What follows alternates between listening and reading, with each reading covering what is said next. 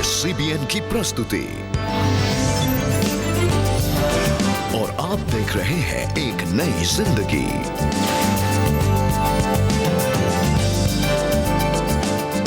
नमस्कार दोस्तों, एक नई जिंदगी के आज के प्रोग्राम में आपका बहुत बहुत स्वागत है। नमस्कार, आज के इस एपिसोड में आपका स्वागत है और हम लोग हैं आंसर्ड प्रेयर्स, जो प्रार्थनाओं के जवाब मिले हैं उस विषय में चल रहे हैं। आज तीसरा एपिसोड देख रहे हैं। जी बिल्कुल, और आज हम एक बहुत ही इंपॉर्टेंट टॉपिक पर बात करेंगे और आज हम कॉर्पोरेट प्रेयर्स के बारे में डिस्कस करेंगे, यानी कि सामूहिक प्रार्थना। कई बार हम चर्चेस या कलीसियाएं मिलकर के प्रार्थना करते हैं या परिवारजन मिलकर के प्रार्थना करते हैं, तो आज हम जानेंगे कि इसका क्या असर होता है। ब्रदर मानव, आपने कई बार ऐसे एक्सपीरियंसेस किए होंगे जब कॉर्पोरेट प्रेयर से जवाब मिले हैं और लोगों ने आशीष पाई है। जी हाँ, हमने तो बल्कि अपने इस परिवार में एक साथ जमे हुए तरीके से प्रार्थना करी, जमघट में देखी, तो हमने उन प्रार्थनाओं का आंसर होते हुए देखा। कलीसिया में हम लोग ने एक साथ मिलकर प्रार्थना करके जब हम लोग एक साथ मिले थे तो हमने उसका आंसर देखा। प्रभु का वचन जैसे बोलता है, जहाँ 2 या 3 साथ में हैं तो मैं वहाँ पे उपस्थित हूँ। तो प्रभु की उपस्थिति और प्रभु की जो डायरेक्शन है बिल्कुल होती है जब हम सामूहिक रूप से प्रभु को पुकारते हैं। जी, कितनी अच्छी बात है ना, जब हम एक मन होकर के परमेश्वर के पास आते हैं और अपनी डिज़ायर को परमेश्वर के पास रखते हैं तो वो उसका आदर करता है, वो हमारी प्रार्थनाओं का जवाब देता है। और इसी के बारे में आज हम प्रोग्राम में जानेंगे दोस्तों। और इस समय हम आपकी मुलाकात कराने जा रहे हैं पास्टर अभिषेक आइजक लायल से, जिन्होंने अपने जीवन में positive outcomes of corporate prayers को देखा। आइए इनके जीवन से भी हम सीखें। प्रार्थना में सामर्थ्य है, इसका एहसास हमें हर पल होता है। साथ ही हमारे जीवन में दूसरों की प्रार्थना की भी जरूरत होती है। कई बार जिंदगी की राहें हमें ऐसे ही मोड़ पर ले आती हैं और हमें इसका एहसास करा देती हैं। ऐसा ही कुछ अभिषेक लयाल के साथ हुआ। कानपुर के रहने वाले अभिषेक और रुचिका शादी के बाद अपनी पारिवारिक जिंदगी में खुशी खुशी आगे बढ़ने लगे। वो अब एक बच्चे की चाह रख रहे थे, पर अभिषेक की पत्नी रुचिका PCOD यानी पॉलीसिस्टिक ओवेरियन डिजीज की वजह से कंसीव नहीं कर पा रही थी। हमने उसका इलाज कराना शुरू किया और इसी इलाज को कराते हुए हमें ये पता चला कि मेरी पत्नी के दोनों ही फैलोपियन ट्यूब्स जो हैं वो ब्लॉक्ड हैं। इस बात से बहुत बड़ा झटका हमें लगा और तब ये मेरी लाइफ का वो फेज था जब मैंने प्रार्थना के महत्व को उतना नहीं समझा। तो मैंने और रुचिका ने एक दिन निर्णय लिया, हम दूसरों के लिए बहुत दुआ करते हैं, चलो आज हम दोनों चलते हैं और परमेश्वर की वेदी पे घुटने टेकते हैं और प्रार्थना करते हैं। और हम दोनों ने आंसुओं से रो रो के प्रार्थना करना शुरू किया। प्रार्थना के साथ अभिषेक रुचिका का मेडिकल ट्रीटमेंट भी कराते रहे। और तब डॉक्टर ने मुझे आके कहा, रुचिका का राइट फैलोपियन ट्यूब ओपन हो गया है, तुम्हारी 50% चांसेस आ गई हैं, अब तुम फादर बनोगे और तुम्हारी वाइफ कंसीव करेगी। और कुछ समय बाद रुचिका ने एक बेटे को जन्म दिया। अभिषेक और रुचिका का जीवन खुशियों से भर गया था, लेकिन अब भी प्रार्थना में समर्थ देखना अभिषेक के जीवन में बाकी था। मेरी पत्नी बीच बीच में हेडेक की परेशानी बताती थी, तो डॉक्टर्स ने कहा ये नॉर्मल है, कई बार एनेस्थीसिया से हो जाता है। हम लोगों ने भी उसको यही माना। फिर अचानक आंखों के सामने देखते ही देखते रुचिका को पहला स्ट्रोक आया और हम लोग फिर लेकर के रुचिका को हॉस्पिटल ले गए। इमरजेंसी के डॉक्टर को कुछ समझ आ गया था कि मामला थोड़ा सा सीरियस है और शायद ये कोई न्यूरोलॉजिकल प्रॉब्लम हो गई है। इसको कहते हैं कॉर्टिकल वीनस थ्रोम्बोसिस। एक ऐसी समस्या थी जिसमें कि ब्रेन में एक्सेसिव स्वेलिंग आ गई थी और वो स्कल के अगेंस्ट हिट कर रहा था। शाम को डॉक्टर्स ने हमको ये बताया कि रुचिका के बचने की संभावनाएं बहुत कम है। मुझे लग रहा था कि क्या मैं अपनी जीवन संगिनी को इतनी जल्दी खो दूंगा। अभिषेक बाइबल पढ़ते रहे और प्रार्थना में लगे रहे। तब परमेश्वर का वचन दोबारा से लौट करके मेरे पास आया और भजन संहिता 91:3 को परमेश्वर ने मुझे स्मरण दिलाया। मैं परमेश्वर को धन्यवाद देने लगा। इस समय चर्च के सभी लोग रुचिका के लिए प्रार्थना में लगे रहे और लगातार कई दिन तक चर्च भी प्रार्थना में सहयोग देता रहा। साथ ही उनका इलाज भी चल रहा था। रुचिका 30% के साथ होश में आ गई है। उन्होंने कहा वो कोमा से आउट है। हम जब रुचिका को हॉस्पिटल से लेकर के आए थे तो रुचिका के हाथ और पैरों में ग्रेड 0 था, यानी कि टोटली वो पैरालाइज्ड थी। मंडली की प्रार्थनाओं से, लोगों की प्रार्थनाओं से, उसके संतों की प्रार्थनाओं से परमेश्वर ने अपनी चंगाई रुचिका को दे दी थी। अब वो अपने पैरों पे खड़ी हो गई थी, सहारे के साथ चलने लगी थी और उसका हाथ भी 1 साल बाद इतना उठना शुरू हो गया। और फिर सन 2021 में जो उसकी हड्डी थी जो कि निकाली गई थी, पेट में रखी गई थी, सर्जिकली उसे भी लगा दिया गया।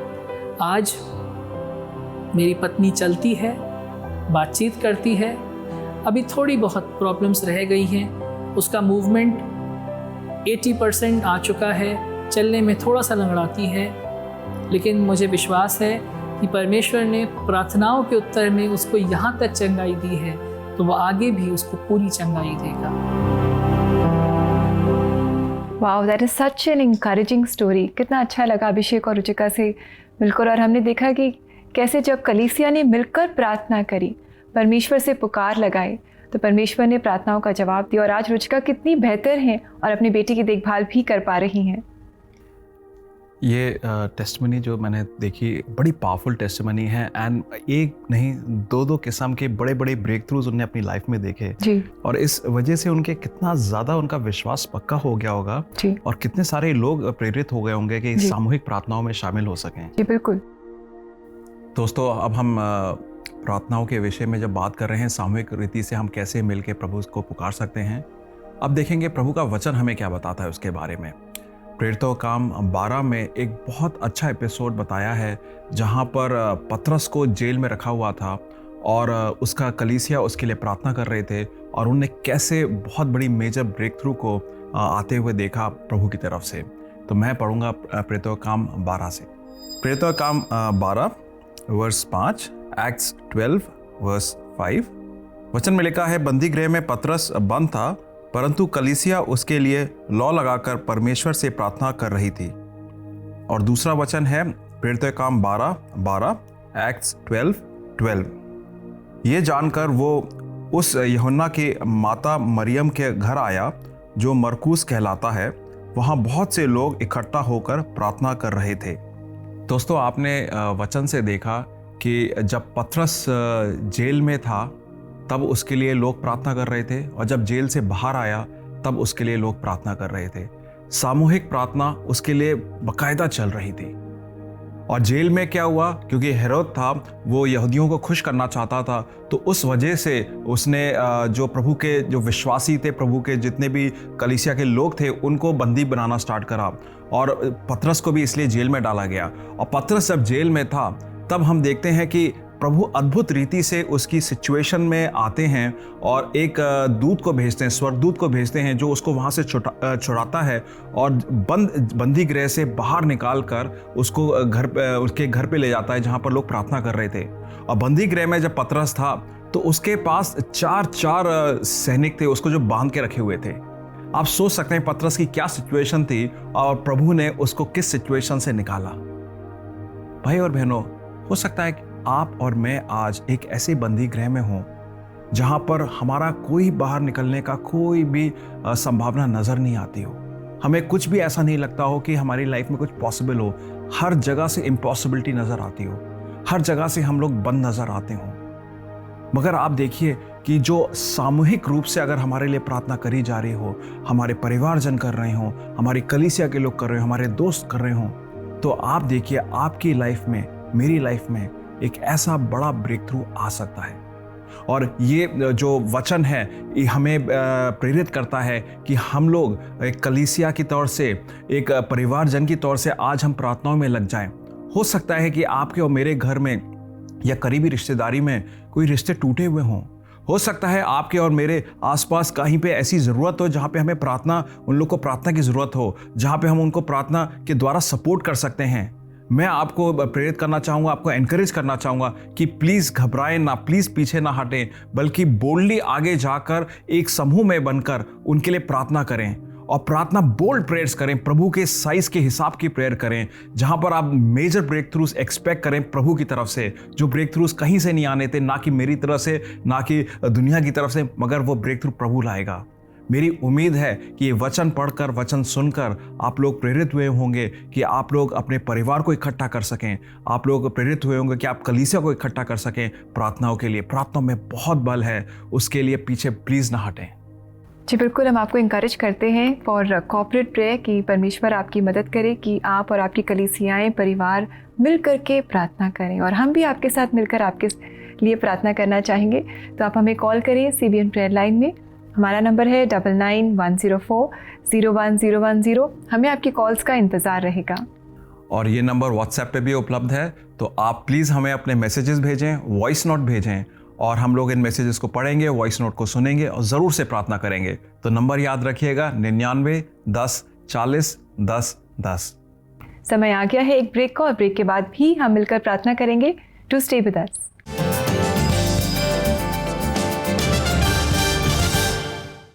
Parents, do you worry about your children? क्या आप उनके फ्यूचर को लेके, उनकी स्टडीज, उनके हेल्थ, उनके स्पिरिचुअल और मेंटल वेलबींग के लिए परेशान रहते हैं? क्यों ना हम मिलके अपने बच्चों के लिए प्रार्थना करें। Prayers work even when we can't reach और टीच आवर चिल्ड्रन। हर महीने के लास्ट सैटरडे पे superbook India will go live on Instagram to pray for your children. तो क्यों ना हम अपने बच्चों के साथ जुड़े और उनके लिए प्रार्थना करें and ask God to help them in every way। यीशु ने कहा, बच्चों को रहने दो, उन्हें मत रोको, मेरे पास आने दो, क्योंकि स्वर्ग का राज्य ऐसों का ही है।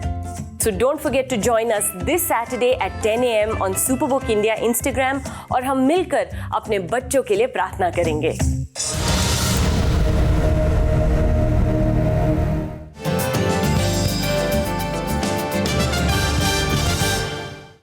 वेलकम बैक दोस्तों। जैसा भी आपने ब्रेक में देखा, अगर आप इंस्टाग्राम पर हैं और बच्चों के लिए प्रार्थना चाहते हैं तो इस सैटरडे 10 बजे आप स्क्रीन पर दिए गए इंस्टा हैंडल पर ज़रूर जुड़ें, और आपके बच्चों के लिए प्रार्थना होगी, इससे वो बहुत आशीष पाएंगे।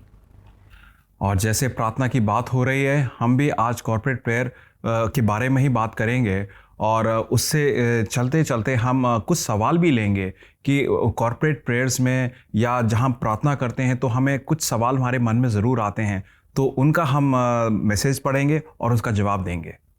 तो आइए दोस्तों, समय आ गया है कोई शक का।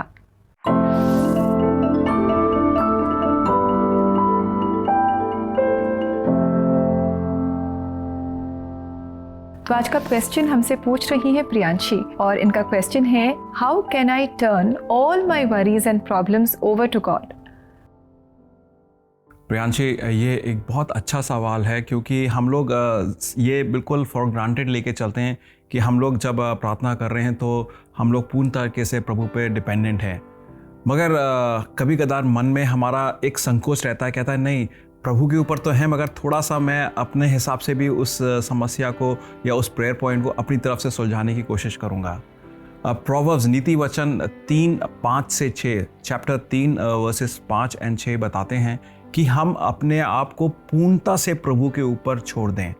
Trust on him completely. हम अपनी समझ का बिल्कुल सहारा ना लें, और जब हम वो करते हैं तो प्रभु हमारे मार्ग सीधे बनाता है। He gives us a clean and straight path. तो हम जब प्रार्थना करें तो इस तरीके से प्रार्थना करें कि हमने प्रभु के ऊपर पूरा और पूर्णता से अपनी समस्या को छोड़ दिया है, और वो समस्या का अब हमारे ऊपर कोई मतलब ये लीजिए कि हमारे ऊपर कोई सोल्यूशन हमारे से निकलेगा नहीं, तो हम उसको सोल्यूशन देने की कोई जगह रखें ना अपने आप, बल्कि प्रभु से उसका आंसर एक्सपेक्ट करें। तो मेरी उम्मीद है कि आपको आपका जो सवाल है उसका जवाब मिल पाया हो, और आप भी अब इसी हिसाब से प्रार्थना कर सकें कि प्रभु के ऊपर पूर्णता से समस्या छोड़ दें। जी, और दोस्तों, अगर आपके पास भी ऐसे सवाल हैं जो आपको शायद तंग कर रहे हैं, परेशान कर रहे हैं, तो आप उन्हें अपने तक सीमित ना रखें, हमसे ज़रूर पूछें, क्योंकि हमारी कोशिश होती है कि पवित्र आत्मा की मदद से, परमेश्वर के वचन की मदद से हम इन सवालों के जवाब दें। तो आप उन्हें हमें ज़रूर पूछें। आप हमें मैसेज कर सकते हैं हमारे नंबर पर जो है 9910401010। दोस्तों, आप समय होगा कि हम दिए गए जो विषय थे उनके बारे में प्रार्थना करें, और हम प्रार्थना में ये चीज़ ज़रूर रखेंगे कि हमारे जितने भी दर्शक हैं साथ मिलकर कोशिश करें कि अपनी परिवारों में, अपनी कलीसियाओं के जमघट में साथ बैठकर प्रभु के सामने गुहार लगाएं। आइए हम सब एक साथ मिलकर प्रार्थना करते हैं। प्रभु जी, हम आपसे विनती करते हैं, हम आपसे रिक्वेस्ट करते हैं प्रभु जी कि हमारे मनों में बहुत सारे ऐसे इश्यूज़ हैं जिसको हम लोग लेकर आपके सामने लाना चाहते हैं। प्रभु जी, मैं इस समय प्रार्थना करता हूँ कि हमारे अंदर मन में एकापन दें, हमारे भाई बहनों के अंदर एक समझ दें प्रभु जी। और जो कॉर्पोरेट प्रेयर की आज बात करी जा रही है, सामूहिक प्रेयर की बात करी जा रही है, हम उसके हिसाब से एक साथ बनकर आपके सामने आए। प्रभु जी, आपने कलीसिया को एक देह बोला है, तो कलीसिया में जितने भी अलग लोग हैं, भिन्न भिन्न लोग हैं, सारे लोग एक साथ मिलकर एक देह की समझ से, एक देह की एक आत्मा में, एक देह की एक पुकार से आपको प्रार्थना में पुकारें प्रभु जी। और मेरी प्रार्थना यही है मालिक कि वो बड़े बड़े ब्रेक थ्रूज होते हुए देखें सामूहिक प्रार्थनाओं में, जैसे पतरस के लिए उसकी कलीसिया ने किया था। ये सारी प्रार्थनाओं को प्रभु यीशु मसीह के नाम से मांगते हैं, आमीन। आमीन।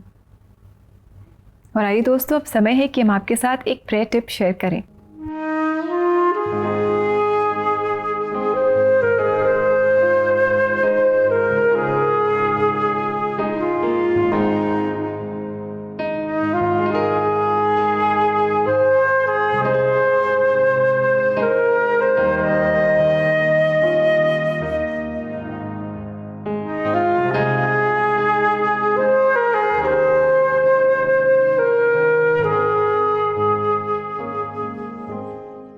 आज का प्रेयर टिप हमारे टॉपिक के साथ ही रिलेटेड है कि हम मिलकर के हमेशा प्रार्थना करें।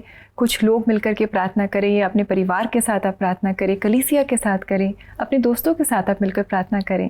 क्योंकि जब हम एक मन होकर के इकट्ठा होते हैं तो परमेश्वर हमारे बीच में मौजूद होता है। और जब हम इकट्ठे प्रार्थना भी करते हैं तो हम बहुत कुछ सीखते हैं। और जब हमारी प्रार्थनाओं का जवाब आता है तो हम सब मिलकर विश्वास में आगे बढ़ते हैं। दोस्तों, समय होगा कि हम देखें कि प्रभु का वचन हमसे क्या बोल रहा है आज।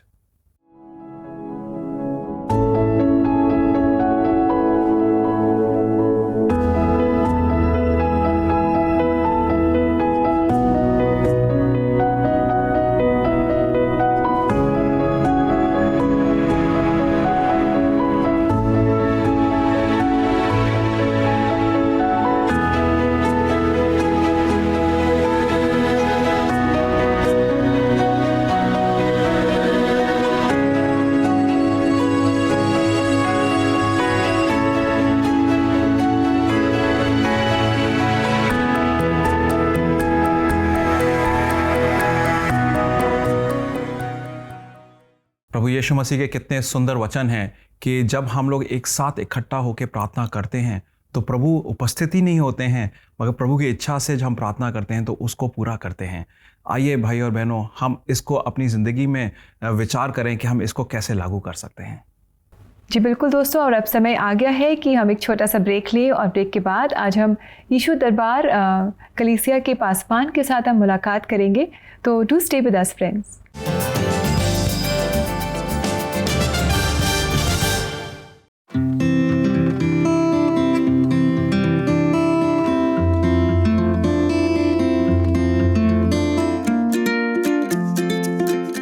बारिश का मौसम होता है तो खेल कूद करने में हम लोग को बढ़िया लगता है। रेनबो खिल जाता है बारिश के बाद, कि इसमें बहुत ठंडा मौसम होता है तो हम लोग को बुखार हो जाता है, खांसी हो जाता है, और उसका पानी भी गंदा रहता है। बारिश में गड्ढे जो रहते हैं वो उसके अंदर पानी भर जाते हैं, और वो जो मच्छर होते हैं डेंगू, उससे डेंगू हो जाता है, टाइफाइड हो जाता है, मलेरिया हो जाता है। मुझे कीचड़ बिल्कुल पसंद नहीं, क्योंकि बरसात में अक्सर करके कीचड़ हो जाता है, फिर कीटाणु फैल जाते हैं और जुकाम भी हो जाता है।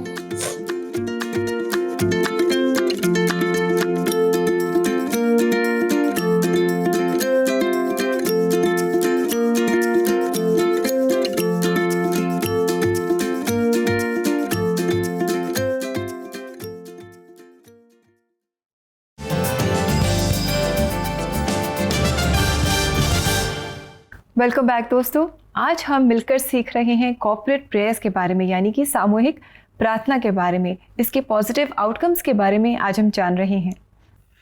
प्रोग्राम में आगे बढ़ते हुए अब हम आपको मिलाना चाहते हैं यीशु दरबार के पासवान bishop doctor Rajendra B Lal से। आइए करते हैं इनसे खास मुलाकात। यीशु दरबार की जो स्टोरी है भारत के अंदर शुरू होती है मत्ती रचित सुसमाचार उसके 6 अध्याय और उसके 33 पद से। इसलिए पहले तुम परमेश्वर के राज्य और उसके धर्म की खोज करो, सब वस्तुएं भी तुम्हें मिल जाएंगी। जिस संस्थान में हम आए थे सन 1992 में, उस वक्त बड़ी मुसीबतें थी, फाइनेंशियल क्राइसिस थे, तमाम एडमिनिस्ट्रेटिव क्राइसिस थे, सब प्रकार की समस्याएं थी। लेकिन प्रभु का वचन हमें यही डायरेक्शन दिया कि सबसे पहले हम परमेश्वर के राज्य और उसके धर्म की खोज करें, और उसी में हम लग गए। और जब इसके धर्म और राज्य की खोज में लगे तो मसीह का प्रेम इतना हमें मिलता चला गया कि उसके धन्यवाद में ये सारे 300 से ज़्यादा गाने हम लोगों ने लिख दिए। हमने हमारे भजन और हमारे गाने ये प्रभु की महिमा के लिए हैं। मतलब प्रभु यीशु मसीह के अनुग्रह और उसकी आत्मा की कृपा से हम प्रभु की महिमा कर सके इन गानों के द्वारा।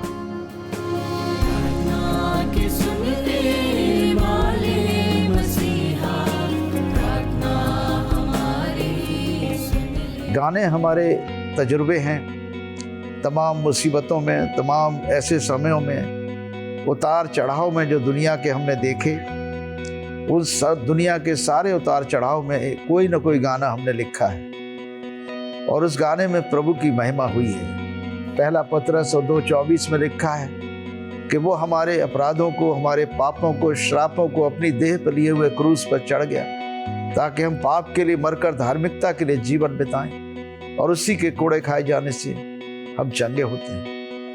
ये मैसेज प्रोक्लेम करता हूं। जब मैं ये मैसेज बताता हूं, ये संदेश जिसको शुभ संदेश कहा जाता है, जब ये संदेश हम प्रभु की आत्मा के द्वारा लोगों के पास पहुंचाते हैं तो अंधों की आंखें खुलती हैं, बहरों के कान खुलते हैं, गूंगे बोलते हैं, लंगड़े चलते हैं। मसीही लोगों की प्रार्थनाएं बेकार नहीं जाती हैं। मसीही लोगों को ये जानना चाहिए कि संकट के समय जब तुम प्रार्थना करते हो तो तुम आसमान छू लेते हो। मोमेंट वी से लॉर्ड, प्रभु हाजिर है और हम उसके सामने हाजिर हैं। असंभव चीजें भी संभव हो जाएंगी। कठिन से कठिन रास्ते, पहाड़ जैसी समस्याएं हमारे सामने से हट जाएंगी। प्रभु का वचन जैसा कि 11वें अध्याय में मरकुस के उसके 23 पद में कहता है कि अगर तुम विश्वास करो, संदेह मत करो, पहाड़ से कह दो उखड़ कर समुद्र में जा गिरे, तुम्हारी सुने। इससे पहले क्यों नहीं करा यीशु दरबार का काम? प्रभु की आत्मा के आने के बाद ही क्यों यीशु दरबार का काम कर रहे हैं? प्रभु का आत्मा हमारे ऊपर आया तभी हम कर पाए, तभी इस योग्य हुए हम। उससे पहले कुछ भी नहीं थे, अयोग्य मनुष्य थे। तो अयोग्य मनुष्य को योग्य करने वाला पवित्र आत्मा ही है जो हमें शक्ति देता है, और यही पवित्र आत्मा मसीह के रूप में हमें ढाल देता है। कितना अच्छा लगा बिशप राजेंद्र लाल जी से मुलाकात करके। और ब्रदर, हमारी प्रार्थना है कि परमेश्वर की विश्वास योग्यता को आप आगे भी अपने जीवन में जान पाएंगे और परमेश्वर आपकी सेवकाई को बहुत आशीषित करेंगे और आपके जीवन से बहुत सारे लोग आशीष पाते रहेंगे। आज हमने देखा कि कॉर्पोरेट प्रेयर्स में, सामूहिक प्रार्थनाओं में कितना बल होता है जब हम एक साथ इकट्ठा होकर एक देह से, एक मन से, एक आत्मा से प्रभु को पुकारते हैं तो ब्रेक थ्रूज कैसे आते हैं। आज हमने अभिषेक लाइल की लाइफ से देखा कि उनकी लाइफ में एक नहीं दो बड़े बड़े मेजर ब्रेक थ्रूज आए प्रार्थनाओं के द्वारा, और प्रभु ने उनको कैसे अनुग्रह दिया, कैसे सामर्थ्य दिया उन डिफ़िकल्ट सिचुएशन से निकलने का। और आज हमने पतरस की लाइफ से देखा, प्रेरितों के काम से, कि पतरस जेल में बंद था, कहीं कोई इसका ज़रिया नहीं था बाहर निकलने का, मगर प्रभु ने उसको बाहर निकाला। और उसका की था कि उसकी कलीसिया उसके लिए प्रार्थना कर रही थी पीछे, जब वो जेल में जा रहा था और जब वो जेल से बाहर आ रहा था। भाई और बहनों, आज के इस एपिसोड में प्रभु आपसे बात कर रहे हैं और आपको इनकरेज कर रहे हैं कि आप अपनी परिवारजन को एक साथ जोड़कर फैमिली प्रेयर्स को इनकरेज करें, उसमें और सामर्थ्य लाएं, उसमें इकट्ठापन लाएं और अपने कलीसिया में छोटे छोटे समूह में, बड़ी कलीसिया के समूह में एक साथ मिलकर, एकजुट मिलकर प्रार्थनाएं करें और देखिए कैसे बड़े बड़े मेजर ब्रेक थ्रूज आपकी लाइफ में आ सकते हैं। दोस्तों, समय आ गया है कि हम आपसे इजाज़त लें। हमारी यही प्रार्थना है कि आपका दिन बहुत अच्छा गुजरे, आप परमेश्वर के और नज़दीक आएँ। और जाते जाते हम लेकर आए हैं यीशु दरबार की कोयर द्वारा गाया गया ये गीत पवित्र आत्मा। इस गीत के द्वारा आप आशीषित हों। Have a blessed day. नमस्कार। नमस्कार।